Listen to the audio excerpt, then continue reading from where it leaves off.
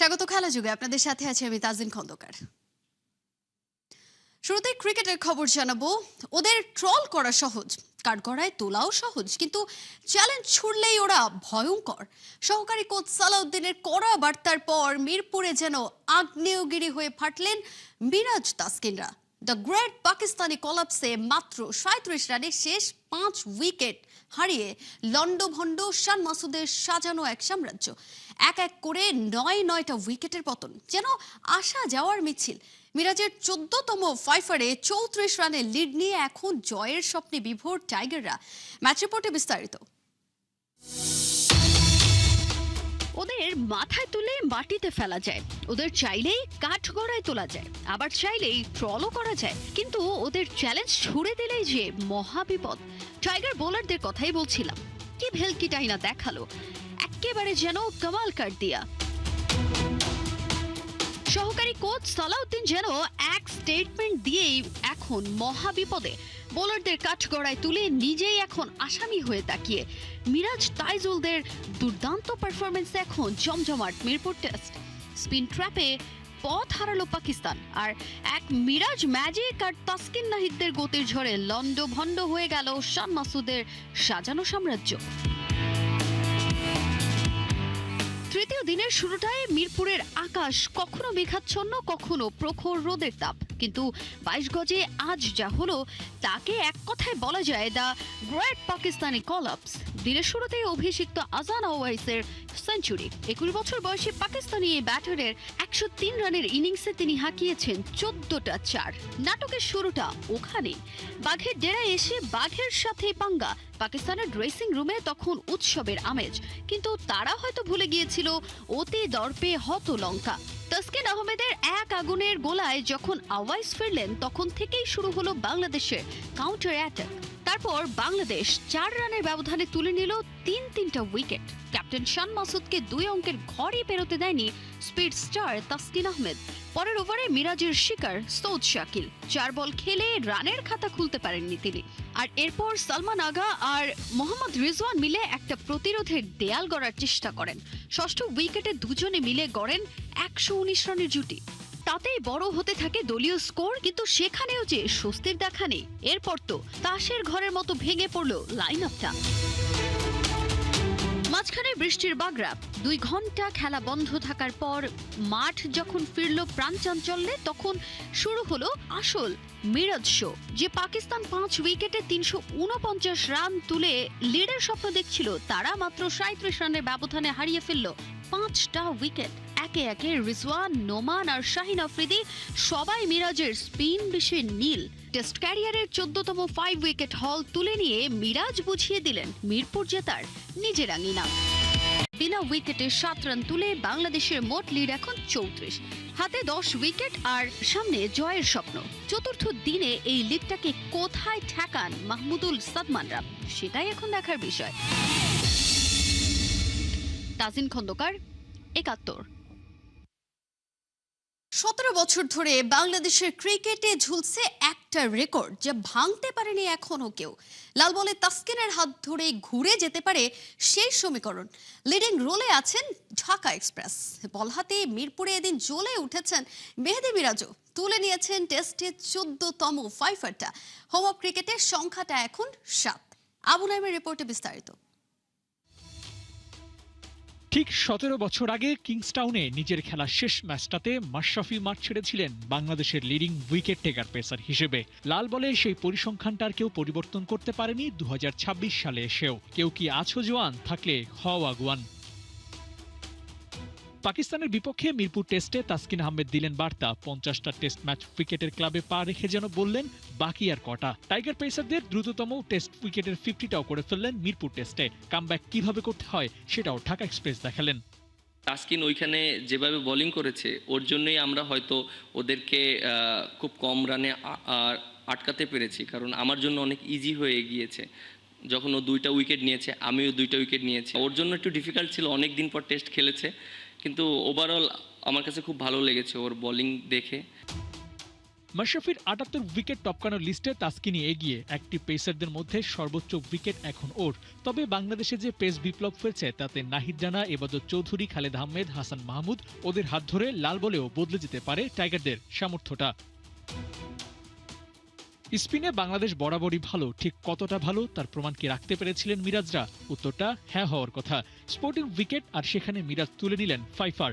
পাকিস্তানের কোমর ভেঙেছেন এই মেহেদী একাই। নিয়মিত বিরতিতে পাকিস্তানের ব্যাটিং অর্ডারে শুরু থেকে শেষ সব জায়গায় হাত রেখেছেন মিরাজ। আমি অনেক দিন ধরে আলহামদুলিল্লাহ অনেক কনফিডেন্ট ছিলাম আমার বোলিং নিয়ে, কারণ আপনি যদি দেখেন যে পাকিস্তান ওডিআই সিরিজ থেকে নিউজিল্যান্ড সিরিজ এবং এই সিরিজ, এবং আমি নিজে একটু কনফিডেন্স কম ছিলাম, বাট আমাকে নিয়ে অনেক কাজ করেছে। অবশ্যই এই কাজ করার মাধ্যমে কনফিডেন্সটা এসেছে। হয়তো আমি ওই সময় অনেক বেশি উইকেট পাইনি, বাট টিমের প্রয়োজনে অনেক এফেক্টিভ ছিলাম আমার কাছে মনে হয়। ঢাকা টেস্টে হাতে আছে 2 দিন। বাংলাদেশের দ্বিতীয় ইনিংসের পর পাকিস্তানের বাকি আরও একটা। জয় নাকি ড্র, হিসেব হচ্ছে কিসের? চতুর্থ দিনে টাইগাররা যথেষ্ট লিড নিয়ে পঞ্চম দিনে ওদের অল আউট করতে পারবে তো, নাকি নতুন বলের ফায়দা নিয়ে পাক বোলাররাই ঘটাবেন ভিন্ন কোনো ঘটনা? অবশ্যই এখনও 2 দিন বাকি আছে। রেজাল্ট এখনও অবশ্যই 50-50 সিচুয়েশনে আছে, কারণ আমরা অনেক বেশি লিড পাইনি এবং আমরা অবশ্যই রেসপন্সিবিলিটি নিয়ে। আবু নাইম, ৭১। মা দিবসে নারী ক্রিকেটারদের নিয়ে সোচ্চার অ্যাডহক কমিটির সদস্য ব্যারিস্টার রাশনা ইমাম। জ্যোতিরাও তো আগামীর মা। ভবিষ্যৎ মায়েদের সুরক্ষা ইস্যুতে মন কাঁদে বিসিবির। বলছেন অ্যান্টি হ্যারাসমেন্ট পলিসি ছিল না ক্রিকেট বোর্ডের। আইসিসির দিক নির্দেশনা মেনেই নতুন আইন করতে যাচ্ছে তামিমের বোর্ড। সোশ্যাল প্ল্যাটফর্মে টাইগ্রেসদের নিয়ে বাজে মন্তব্যকারীদের উপরও চটলেন রাশনা ইমাম। সাইফুল রূপকের উপরে বিস্তারিত। পয়সা পাত্তা দেওয়া উচিত না, রাগও ওঠে। যেসব নিকৃষ্ট প্রাণী এসব কমেন্ট রাখছে, লজ্জাটা তাদের পাওয়ার কথা। ভাবছেন কাদের উপর কি কারণে খেপলেন ক্রিকেট বোর্ডের নারী উইংয়ের প্রধান ব্যারিস্টার রাশনা ইমাম? নিগার সুলতানা জ্যোতিদের নিয়ে সোশ্যাল প্ল্যাটফর্মে সাধারণ মানুষের এমন কমেন্ট কিংবা বাজে চিন্তাধারা কি মেনে নেয়ার মতো? ক্রিকেটারদের অনুপ্রেরণা না দিয়ে উল্টো আজে বাজে মন্তব্য। মা দিবসে নারী ক্রিকেটের বড় অভিভাবক ক্ষুব্ধ, লজ্জিত। দাবিয়ে রাখা যায়, কমানো যায়, যাতে নারী যে একটা স্পেস আছে সমাজে, স্পেসটা যাতে গায়েব হয়ে যায়, আমাদেরকে যাতে দেখাও না যায়, আমাদেরকে শোনাও না যায়। এগুলোই মনে হয় এসব ধরনের কমেন্ট দেখলে। কমেন্টের ভয়ে যদি কেউ নিজেকে গুটিয়ে ফেলে, এর থেকে বড় ভুল কিন্তু আর হবে না। 2 পয়সা পাত্তা দেওয়া উচিত না এসব কমেন্টের দিকে তাকানো উচিত না। ওরা খেলছে ক্রিকেট, ওরা খেলার দিকে ফোকাস করবে, পারফরমেন্সের উপরে ফোকাস করবে। এগুলো দেখে এগুলো নিয়ে হতাশ হবে বা ডিমোটিভেটেড হবে বা লজ্জা পাবে। লজ্জা ওরা পাবে কেন? যেসব নিকৃষ্ট প্রাণী এসব কমেন্ট রাখছে, লজ্জাটা তাদের পাওয়ার কথা। সো এটা যদি আমরা গায়ে না লাগাই, কিন্তু গায়ে না লাগানোর অর্থ না যে এ ব্যাপারে আমরা কিছু করব না। আইনের প্রয়োগের দিকে তাকালাম, শক্ত আইন যাতে প্রণয়ন করা হয় সেদিকে তাকালাম। মা, বোন, মেয়ে, মায়ের জাত, নারীদের সুরক্ষা দেবে কে? হ্যারাসমেন্ট ইস্যুতে গেল বছর সাহস করে বোমা ফাটান জাহানারা আলম। এই ইস্যুর তদন্ত ও দ্রুত সমাধান করতে বিসিবিকে সে সময় উকিল নোটিশ পাঠান ব্যারিস্টার রাশনা ইমাম। নিয়তি এমনই, অ্যাডহক কমিটির সদস্য হিসেবে তিনি আসলেন ক্রিকেট বোর্ডে। দেখলেন নারীদের সুরক্ষার জন্য নেই কারো মাথা ব্যথা। খোঁজার চেষ্টা করছিলাম যে কি আছে, অ্যান্টি হ্যারাসমেন্ট কোনো পলিসি আছে কিনা। অ্যান্ড শকিং যে অ্যান্টি হ্যারাসমেন্ট কোনো পলিসি নেই। মানে এদিকে ওদিকে 1-2 লাইন উল্লেখ করা আছে, কিন্তু এটা এত গুরুতর একটা জিনিস যে এটার ব্যাপারে তো একটা আলাদা পলিসি থাকার কথা ন্যাশনাল ক্রিকেট বোর্ডের। এবং তারপর আমি দেখলাম ইন্টারন্যাশনাল ক্রিকেট কাউন্সিল, আইসিসির কিন্তু এই ব্যাপারে দিক নির্দেশনা দেয়া আছে এবং বলা আছে তাদের কি ধরনের এক্সপেকটেশন ন্যাশনাল ক্রিকেট বোর্ডগুলোর থেকে। সো তার মানে আমরা লোকাল আইনও মানছি না, আমরা আইসিসির দিক নির্দেশনাও মানছিলাম না এতদিন। সো এটা দেখে প্রথম যে স্টেপ আমরা নিলাম সেটা হচ্ছে একটা অ্যান্টি হ্যারাসমেন্ট পলিসি তৈরি করার জন্য আমাদের বিসিবির যে আইনজীবী আছে তাদেরকে বলে দেওয়া হয়েছে এই আইসিসির গাইডলাইন্সগুলো মাথায় রেখে, লোকাল যে আইনগুলো আছে মাথায় রেখে। সো এই পলিসিটা আমরা গঠনতন্ত্রের একটা অংশ করে ফেলবো। বিসিবিতে নারী উইংয়ের প্রধান হিসেবে একজন নারী থাকলে নাকি ক্রিকেটাররাও খুশি হয়, মন খুলে অনেক কথাই বলতে পারে। ব্যারিস্টার রাশনা ইমাম কি ভাবছেন? আসছে বিসিবি নির্বাচনে কি তাকে দেখা যাবে? নারী ক্রিকেটার্সদের সাথে কথা হয়েছে, তারা বারবার বলছে যে আপা আপনি থাকেন, আপনি থাকেন। আমার মনে হয় একজন আইনজীবী থাকলে বিশেষ করে নারীরা অনেক সাহস পায়। সো হয়তো সেই জায়গা থেকে ওনারা বলছে, কিন্তু আপাতত সে ধরনের পরিকল্পনা নেই। সাইফুল রূপক, ৭১। নিগার সুলতানা জ্যোতিকে অধিনায়ক করে আসন্ন নারী টি-20 বিশ্বকাপের জন্য দল ঘোষণা করেছে বাংলাদেশ ক্রিকেট বোর্ড। আগামী জুনে ইংল্যান্ড ও ওয়েলসে পর্দা উঠবে এবারের উইমেন্স টি-20 ওয়ার্ল্ড কাপের। নিয়মিত অধিনায়ক জ্যোতির সহকারী হিসেবে থাকবেন নাহিদা আক্তার। আগামী 25 মে স্কটল্যান্ডের উদ্দেশ্যে দেশ ছাড়বে বাংলাদেশ দল। সেখানে স্কটল্যান্ড ও নেদারল্যান্ডসের সাথে প্রস্তুতিমূলক সিরিজ খেলবে টাইগ্রেসরা। এরপর পুরো দল যাবে ইংল্যান্ডে। সেখানে আনুষ্ঠানিক প্রস্তুতি ম্যাচ সহ বিশ্বকাপের অনুশীলন শুরু করবে জ্যোতির দল। বাংলাদেশ স্কোয়াডে অভিজ্ঞদের পাশাপাশি আছে বেশ কিছু নতুন মুখ।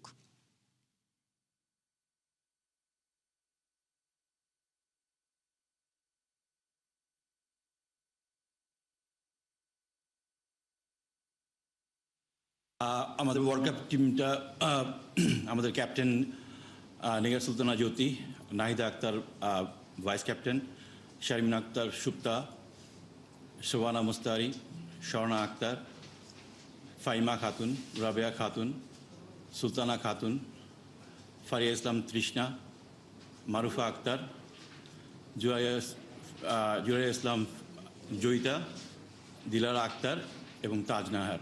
বেসিক জিনিসটা হচ্ছে গিয়ে আমরা পারফরমেন্সের উপর বেস করি, যখনই খেলা হয় পারফরমেন্সের উপর বেস করি এবং আমাদের একটা মেইন রিসেন্ট টাইমে 2 বছরে আমরা একটা জিনিস চিন্তা করি, সেটা হলো স্ট্রাইক রেটটা।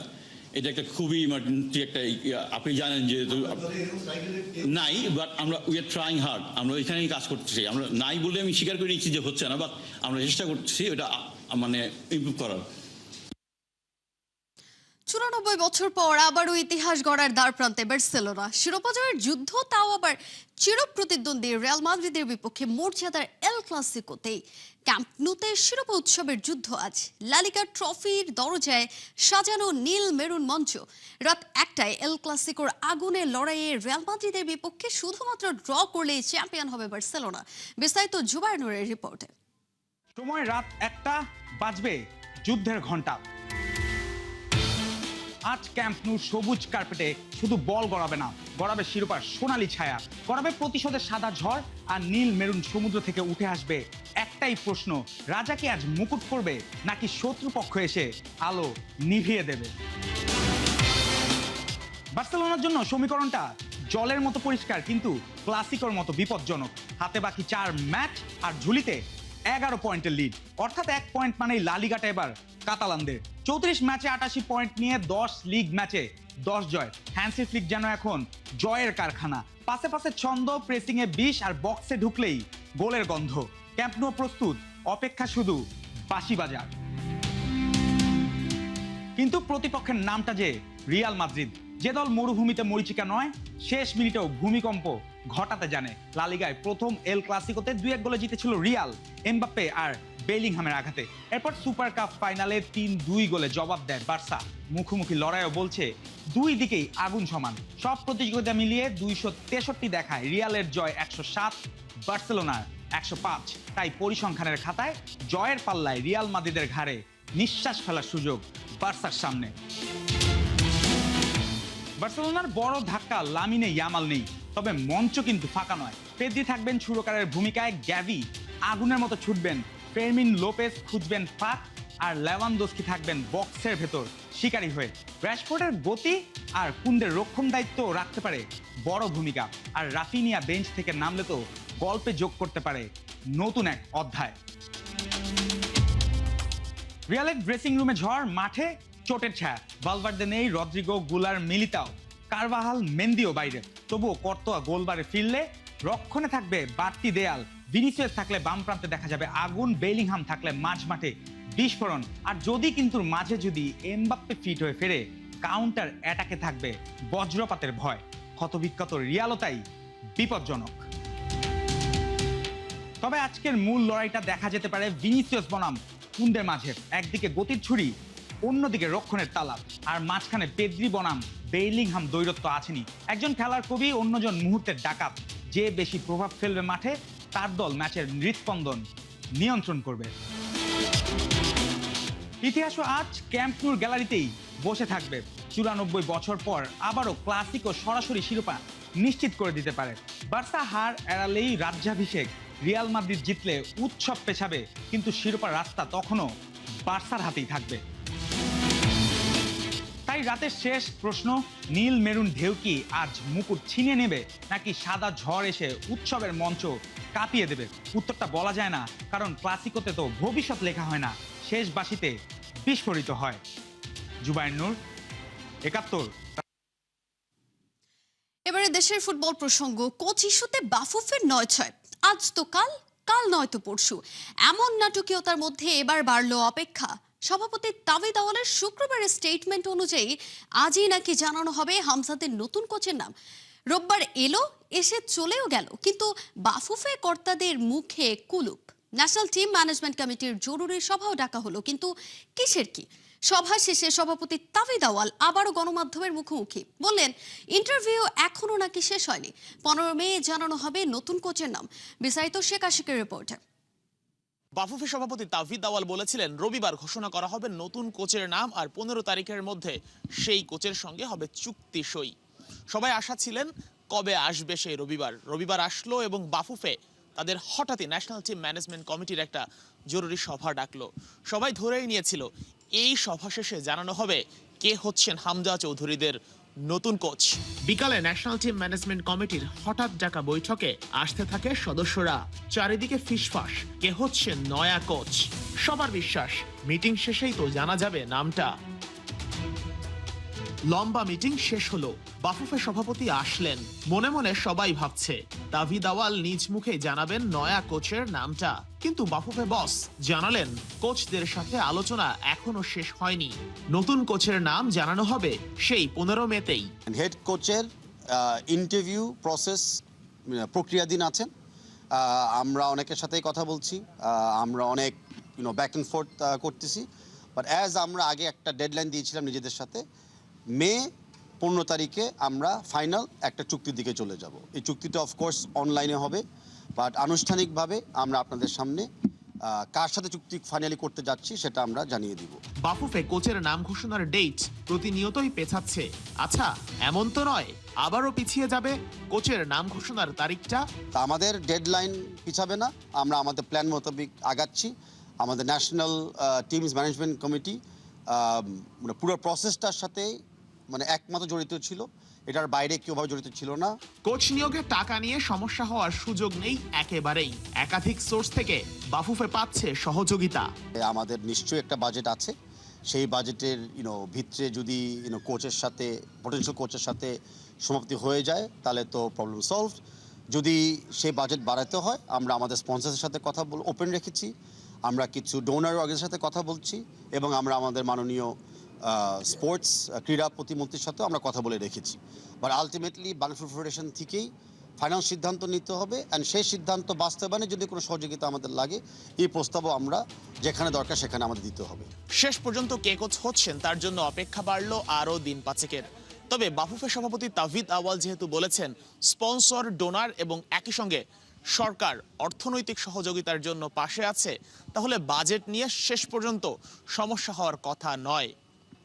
শেখ আশিক, ৭১, ঢাকা। এই ছিল এখনকার খেলা যুগে সরাসরি সংবাদ আর অনুষ্ঠান দেখতে চোখ রাখুন ৭১ ফেসবুক পেজে এবং সাবস্ক্রাইব করুন ৭১ ইউটিউব চ্যানেল। ৭১-এর সাথেই থাকুন।